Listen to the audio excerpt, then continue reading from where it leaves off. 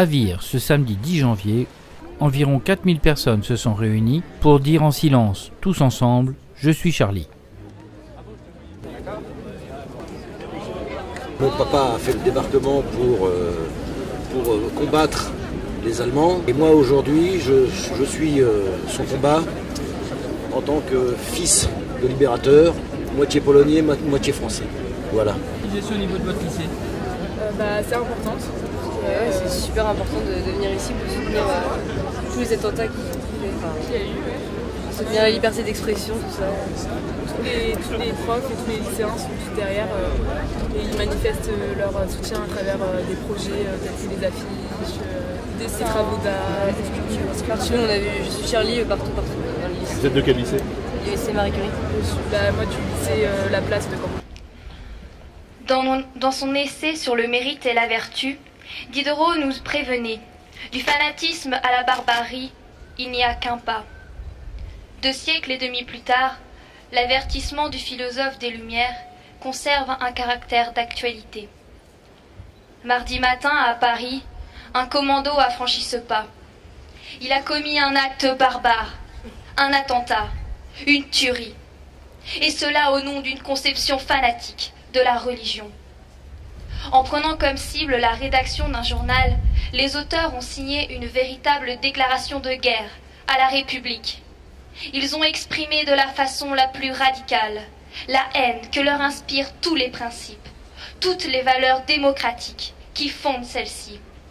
Et en premier lieu, la liberté d'expression et la liberté de la presse, qui en constituent le premier vecteur. L'objectif de l'attentat terroriste est de contraindre la victime à se soumettre à la volonté de l'agresseur. En prenant pour cible la rédaction de l'hebdomadaire satirique Charlie Hebdo, les terroristes n'ont pas seulement voulu régler un compte personnel avec des humoristes mécréants et réduire au silence cette voix singulière. En tuant des journalistes, les terroristes ont voulu frapper l'opinion publique, mais ils espéraient aussi inciter éditeurs et journalistes à s'auto-censurer. Par une subtile inversion des rôles, le terroriste cherche à faire passer sa victime pour un provocateur, un agresseur. Mais peine perdue. Pour 12 victimes, définitivement couchées et réduites au silence.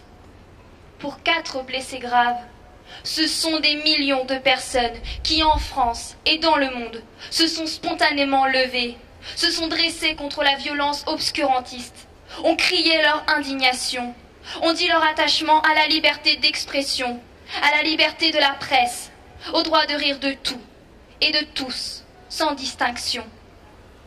Des millions de personnes ont depuis ce mercredi noir crié leur indignation, proclamé leur solidarité, témoigné leur soutien aux victimes, à toutes les victimes de ce crime. Nous nous inscrivons aujourd'hui dans ce vaste cortège des Charlie. Lecteurs, certains d'entre nous se sont amusés des provocations et du ton libertaire de Charlie Hebdo. D'autres s'en sont indignés. Une écrasante majorité de celles et ceux qui, partout dans le monde, ont manifesté ces derniers jours, n'ont évidemment jamais tenu ce journal en main. C'est réconfortant de le souligner. Certes, Charb, Cabu, Wolinski et leurs camarades sont morts, morts de rire. Ces morts ne seront pas inutiles si elles contribuent à nous maintenir en éveil. Car s'ils sont les victimes de ce combat pour la liberté de la presse, Charb et ses camarades n'en sont pas les perdants. La force de la mobilisation, le mouvement populaire et spontané d'indignation qui a immédiatement suivi l'attentat le montre. Un front sans faille s'est immédiatement dressé contre la barbarie. Notre marche de ce jour est un témoignage de soutien aux victimes et à leurs proches. Mais dans un climat de désenchantement assez général des Français, dans un contexte de désintérêt croissant pour la politique et les rendez-vous électoraux, c'est aussi l'affirmation, dans une rare unité, d'un attachement réel à la République, à ses principes, à ses valeurs fondamentales, à la liberté, et particulièrement celle de pouvoir s'exprimer sans avoir à craindre pour la sécurité ou pour sa vie. L'égalité, qui abolit les différences de traitement liées au sexe, à l'âge, à l'origine ou à la condition sociale, à la couleur ou à la religion. La fraternité, qui s'exprime depuis mercredi en faisant de chacune et de chacun qui manifeste comme aujourd'hui une sœur, un frère des victimes.